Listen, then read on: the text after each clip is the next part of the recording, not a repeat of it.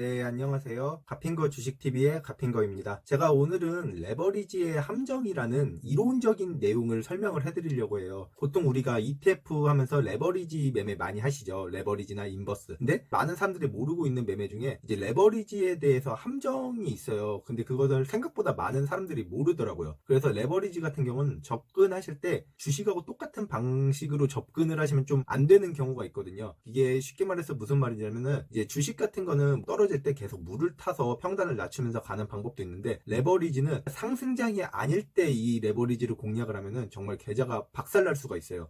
이게 수학적인 계산으로 나오는 방법인데요. 많은 사람들이 이거를 잘 모르고 레버리지랑 주식을 똑같은 관점으로 접근하시는 분들이 많더라고요. 그래서 제가 레버리지는 왜 이런 횡보장이나 하락장에서는 하면 안 되고 상승장에서만 해야 되는 그런 종목인지 그거에 대해 간단하게 설명을 드리도록 하겠습니다. 이러한 원리로 인해서 레버리지는 절대로 제가 하락장이랑 횡보장은 안 된다고 말씀을 드렸는데요. 그러한 이유로 레버리지는 장기나 중장기 투자에는 절대 맞지 않는 방법이거든요. 근데 레버리지를 중장기 투자로 가져가시는 분들도 생각보다 되게 많더라고요. 그게 왜 안 되는지 제가 그것을 이제 자세히 설명을 한번 드리도록 하겠습니다. 그럼 시작하도록 할게요. 제가 그럼 말씀드린 레버리지의 함정에 대해서 쉽고 빠르고 간단하고 처음 보시는 분들도 한 번에 이해할 수 있도록 아주 쉽게 설명을 해드리도록 하겠습니다. 먼저 레버리지라는 것이 무엇인지 다들 아실 거라고 생각하는데요. 혹시라도 모르시는 처음 보시는 분들을 위해서 제가 간단하게 설명을 해드리고 넘어갈게요. 먼저 이 종목과 레버리지의 차이점을 설명을 해드려야 될 것 같은데요. 종목 같은 경우는 가장 큰 주식인 삼성전자를 제가 예로 한번 들어볼게요. 삼성전자는 이렇게 상승과 하락이 있으면서 차트를 만들어 가잖아요. 그럼 이 차트는 무엇이 결정하냐? 바로 호가를 보시면은 이 매수와 매도의 힘의 방향이 이 차트를 결정하거든요. 그 말은 즉 무엇이냐? 매도에 대한 물량이 이만큼이 있고 매수에 대한 물량이 이렇게 걸려 있어요. 근데 여기에서 매수세가 강해서 이 매도에 나온 69,300주를 집어삼키면은 49,150원에서 한호가가 오른 49,200원이 되는 것이고, 그 위에 있는 56,890주를 또 삼킬 경우에는 한호가 위에 있는 49,250주가 되는 이런 원리죠. 반대로 말하면은 여기 있는 49,150원에서 이걸 다 삼키고 한호가를 내려버리면은 49,100원이 되고, 여기에 걸린 26,032주를 또 삼키고 내려버리면은 49,050원이 되고, 이렇게 매매자의 매수에 대한 물량과 매도에 관한 물량이 이렇게 힘의 싸움을 하면서 더 강한 쪽으로 차트가 움직이고 주가가 상승을 하거나 하락을 하거나 이렇게 방향이 결정이 되는 건데요. 레버리지 같은 경우는 레버리지뿐만 아니라 ETF가 그렇죠. 근데 제가 지금 함정이라고 하는 게 레버리지에 대해 설명을 했으니까 레버리지로 말씀을 드릴게요. 레버리지 같은 경우는 조금 이거랑 달라요. 이게 왜 다르냐? 이제 그러면 레버리지의 원리를 아셔야 돼요. 저 같은 경우는 코스닥을 많이 하니까 코스닥 레버리지로 할게요. 이렇게 코덱스 코스닥 150 레버리지를 예로 들게요. 레버리지는 보통 지수의 2배거든요. 근데 이거 보면 2배보다 더 크죠. 이게 왜 발생했냐고 하면, 이게 150 레버리지 같은 경우는 코스닥의 정확히 지수 2배가 아니라 상위에 있는 150가지 종목에 대해서만 하는 거예요. 그러니까 이 말은 상위에 있는 150 종목은 이 지수의 평균 빠진 것보다 더 많이 빠졌다는 뜻이 되겠죠. 그렇기 때문에 이거는 지수보다 좀 더 빠진 건데, 이제 제가 레버리지 함정에 대해서 제대로 설명을 해드릴게요. 지금까지 제가 종목은 어떻게 힘의 방향이 결정된다고 했죠? 제가 종목은 힘의 방향이 이렇게 매수와 매도의 물량이 힘의 방향에 따라, 힘의 세기에 따라 이렇게 결정이 된다고 했잖아요. 그런데 이런 ETF 레버리지 같은 경우는 좀 달라요. 왜냐면은 여기에서 아무리 이거를 삼키고 이거를 삼키고 이거를 삼켜도 단기적으로는 순간적으로 삼키니까 올라갈 수 있어도 다시 이 가격이 돼요. 왜냐면은 레버리지는 이 차트나 이렇게 매매에 대해 물량으로 가격이 결정되는 것이 아니라 지수에 따라 결정이 되는 거예요. 바꿔 말하면은 레버리지의 이런 물량이 있죠. 보통 우리가 주식을 할 때는 우리가 물량을 팔는데 걸면 여기서 물량이 올라가고 타는데 걸면 여기서 올라가고 하잖아요. 근데 ETF나 레버리지나 인버스 같은 경우는 그런 게 아니에요. 코덱스 같은 경우는 아마 삼성증권이었나 막 그럴 거예요. 이렇게 중간에 있는 증권사가 이 물량을 대줘요. 여러분들이 팔면은 증권사에서 그 물량을 사는 거고, 여러분들이 사면은 파는 물량을 부족하지 않게 증권사가 계속 대주는 거예요. 그렇기 때문에 여러분이 삼켰을 때 일시적으로 올라가는데 증권사가 계속 요거에 맞춰서 물량을 계속 조절을 해요. 여러분들이 이거를 삼켜서 일시적으로 올랐다고 하더라도 지수가 오르지 않으면 증권사가 이 물량을 대가지고 다시 바로 내려요. 그러니까 레버리지나 인버스 같은 이런 가격은 여러분들이 아무리 이거를 집어삼키고 해도 지수가 움직이지 않으면은 차트에 변동이 없는 거예요. 결국 레버리지와 인버스 같은 ETF는 매수와 매도의 힘의 방향이 아니라 지수의 방향에 따라 결정된다. 지수가 오르고 내리는 거에 따라 결정된다. 이게 일단 첫 번째입니다. 그럼 두 번째, 이제 왜 레버리지가 함정이냐? 왜 레버리지는 상승장에만 공략해야 되고 이제 하락장이나 횡보장에 하면 안 되느냐? 여기에는 수학적 이유가 숨어 있는데요. 보통 우리가 이렇게 상위 150 종목이 더 많이 빠져서 지수보다 2배가 더 벌어질 수도 있고, 상위 150 종목이 지수보다 조금 빠져서 2배보다 덜 벌어질 수도 있어요. 하지만 기본적으로 레버리지는 2배라는 것을 가지고 있기 때문에 1배보다는 무조건 더 빠질 거예요. 근데 이 함정이라는 게 1배보다도 더 빠질 때 발생을 하는 거거든요. 제가 쉽게 말해서 원래가 2배니까 2배라고 가정을 하고 레버리지를 설명을 드릴게요. 이거를 치워보면 이해를 쉽게 하기 위해서 제가 여기다 계산기를 하나 갖다 놓고 설명을 드릴게요. 일단 먼저 설명을 드리기 전에 예를 한번 들어볼게요. 지수가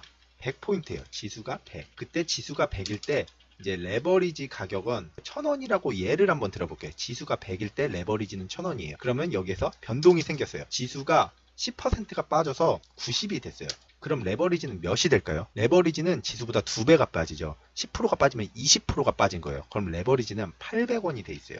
레버리지 800원. 종목 같은 경우는 100원짜리가 90원 됐다가 다시 100원이 되면은 이제 본전이 되는 거죠. 근데 레버리지 같은 경우 지수가 90이 됐죠. 90에서 쉽게 말해서 이제 12%가 올랐다고 상승해 볼게요. 그럼 여기다 계산을 해볼까요? 90 곱하기 1.12 하면은 100.8이에요. 지수가 12%가 오르면 지수가 90에서 100.8이 됐어요. 그럼 레버리지는 12%가 올랐으니까 24%가 올랐겠죠? 그럼 레버리지를 계산해 볼게요. 800 곱하기 24%가 올랐죠? 1.24를 곱했어요. 근데 레버리지는 99.2밖에 안 돼요. 이상하죠? 지수는 100일 때 레버리지가 1000이었는데 지수가 내렸다가 올랐죠? 지수는 원래 값보다 더 커졌어요. 근데 레버리지는 원래 값을 못 찾아갔어요. 이게 레버리지에서 오는 함정이에요. 레버리지가 1배보다 크기 때문에. 근데 레버리지는 호가에 따라 움직이는 게 아니라 지수에 따라 움직이기 때문에 이런 괴리 현상이 발생하거든요. 그렇기 때문에 레버리지는 내렸다가 오르거나 내리면은 무조건 안 좋아요. 레버리지는 내리면은 그 가격을 찾기가 힘들어요. 바꿔 말하면 제가 횡보장에서 안 좋다고 한 거 위에서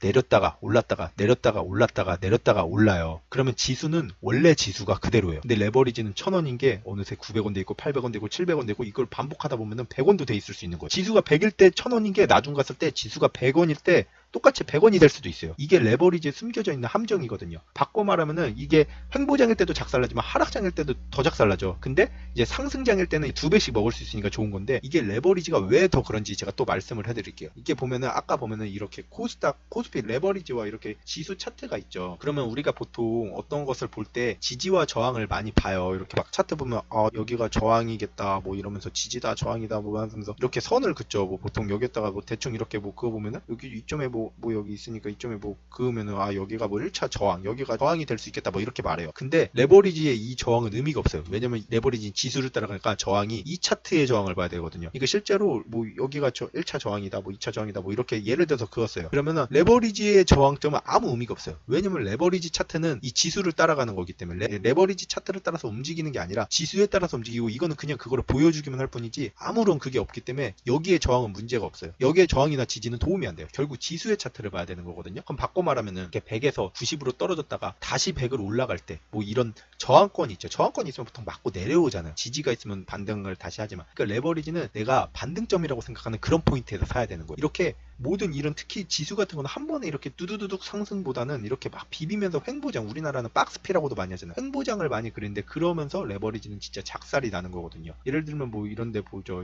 여기에서 보면은 여기에서 이때 레버리지를 샀던 사람이 다시 여기 돼서 여기 왔을 때 이 레버리지가 가격이 원래대로 찾아갔을까요? 한번 이걸 볼까요? 제가 한번 이걸 한번 확인해 볼게요. 2009년 5월 15일과 여기 보면은 6월달 대충 이때랑 가격이 비슷해요. 한번 5월 15일 여기구나. 5월 15일 시가와 6월 12일 시가가 비슷해요. 그럼 그걸 한번 볼까요? 5월 15일의 시가예요. 5월 15일의 시가는 이게 지금 몇이야? 5월 15일의 시가는 지금 1905원이네요. 근데 이따 6월 15일 그쯤 볼까요? 6월 15일 이때는 6월 14일 이때는 시가가 1600이죠. 1600 분명히 내렸어요. 여기는 1900 얼마인데 1600 얼마로 분명히 내렸어요. 지수는 비슷하게 왔는데 어쨌든 내리는 모습이 보여줬죠. 지수는 원래 그건데 레버리지는 그 가격이 찾아가지가 않는 거예요. 그래서 이 전체적인 차트를 보시면 지금 우리나라가 많이 하락을 했죠. 많이 하락을 했어요. 그럼 이거를 과거로 이렇게 데이터를 볼게요. 이렇게 작년 이 저점일 때와 지금의 이 레버리지 차트를 보시면 완전히 다르다는 걸 아실 수 있을 거예요. 작년에 이렇게 하락일 때 지수 여기까지 빠졌었죠. 여기까지 빠졌을 때가 레버리지 여기까지 왔어요. 근데 똑같이 여기서 여기 빠졌을 때 레버리지가 여기가 아니라 여기였어요. 원래 레버리지가 똑같이 종목으로 따지면 여기여야 되는데 작년에 같은 지수일 때 여기까지 내려온 거예요. 이게 레버리지의 함정에서 오는 그런 포인트거든요. 바꿔 말하면 레버리지가 올라왔을 때 다시 본전을 회복하기가 어렵 어렵다는 거예요. 왜냐면 지수가 저항을 받고 이렇게 내려오니까 레버리지는 또 내려오고 레버리지는 장기 투자로 가면 버티면 버틸수록 내 계좌가 까이게 되는 구조예요. 그렇기 때문에 레버리지는 절대로 장기 투자를 하거나 이렇게 존버를 하고 물타기를 하면 안 돼요. 레버리지는 물을 타도 확실한 반등점에서 타야 되는 거예요. 내려갈 때 계속 떨어진다고 사고, 흔히 이렇게 주식 강의를 하시는 분들 중에 레버리지 떨어질 때마다 뭐 물 타라고 하시는 분들이 있어요. 그런 분들은 전혀 뭐 주식을 한다고 하시면서 레버리지의 원리에 대해 전혀 모르고 있는 사람이에요. 어떻게 이런 레버리지의 원리도 모르면서 레버리지를 물을 타라고 하는지 저는 이해를 할 수가 없어요. 그렇기 때문에 레버리지는 이거는 물을 타면 안 돼요. 무조건 반등 포인트에서 사야 돼요. 반등 포인트. 떨어진다고 사는 게 아니라 레버리지는 오를 때 사는 거예요. 무조건 내가 오름이 예상될 때. 그렇다고 뭐 약간 오해하실 수도 있는데, 레버리지도 똑같이 내가 레버리지 10,000원에서 샀는데 9,000원으로 떨어져서 물렸다. 아, 내가 여기서 다시 물 타가지고 본전 이상 가면 회복하는 거 아니냐. 맞아요. 레버리지도 그렇게 돈을 벌 수가 있어요. 하지만 저는 이런 시스템의 구조를 말씀을 드리는 거예요. 레버리지는 종목처럼 더 이렇게 물을 타거나 뭘 해서 본전을 찾아가거나 이득을 내기가 더 어렵다는 거예요. 떨어지는 장에서. 왜냐면 구조상 더 떨어지고 원래 가격을 찾아가도 그 가격이 안 오고 가기 전에 저항을 맞고 다시 떨어질 확률도 높고. 근데 종목은 원래 가격에서 떨어져서 다시 반등을 줘서 원래 가격만 찾아가도 본전이고 탈출을 할 수가 있잖아요. 근데 레버리지는 지수가 원래 가격 찍고 다시 내려오면 어차피 결국 본전에 못 오는 거예요. 그러니까 레버리지는 무조건 상승장이에요. 무슨 말씀인지 이거 듣고 이해는 대충 되셨죠? 제가 이 수학적 이런 거를 가지고 설명을 드렸는데, 이거를 이해 안 되시는 분들은 이거를 다시 잘 생각해 보시면 쉽게 아실 거예요. 지수가 100원에서 90이 됐을 때, 이제 10%가 떨어졌을 때 레버리지는 2배니까 1,000원에서 20%가 떨어져서 800원이 됐어요. 90에서 다시 12%가 올랐을 때 지수는 100.8이 되면서 원래 지수를 뛰어넘었어요. 근데 레버리지는 800에서 이제 992밖에 안 되는 거예요. 12%가 올라서 얘는 24%가 올랐는데 992밖에 안 되는 거예요. 그러면은 지수는 처음보다 높아졌는데 레버리지는 처음에 가격보다 오히려 낮은 것을 볼 수가 있어요. 이것만 생각하시면 돼요. 이게 레버리지의 원리예요. 여기서 약간 오해하시는 분들이 있는데, 그러면 이게 지수 따라서 가는 거면 인버스도 그런 건가? 막 이렇게 생각하실 수도 있는데, 그거 절대 아니에요. 이거 잘 생각해 보세요. 지수는 1배인데 이거는 지수 1배보다 크기 때문에 발생하는 거예요. 인버스 곱하기 2는 똑같이 발생할 수 있어요. 하지만 보통의 인버스는 한 배예요. 한 배. 지수가 1만큼 오르면 인버스는 1만큼 떨어지고, 지수가 1만큼 떨어지면 인버스는 1만큼 오르는 거죠. 1배짜리이기 때문에 보통의 인버스 같은 건 상관이 없어요. 이렇게 한 배가 넘어가는 것, 한 배를 초과하는 것에만 적용이 되는 거거든요. 그것을 잘 염두에 두셔서 여러분들이 ETF 이제 레버리지나 뭐 이런 한 배 이상짜리를 매매를 할 때 이것을 꼭 알아두시고 이제 상승장에서만 하셔서 수학적으로 접근해서 손해를 최소화하고 수익을 극대화할 수 있는 그런 방법을 찾아가시기를 바라겠습니다. 그럼 오늘 ETF 레버리지 함정에 대한 설명은 여기서 마치겠고요. 들어주셔서 감사하고 좋아요랑 구독, 알림 설정 부탁드리겠습니다. 그럼 다음 영상에서 또 뵙겠습니다. 감사합니다.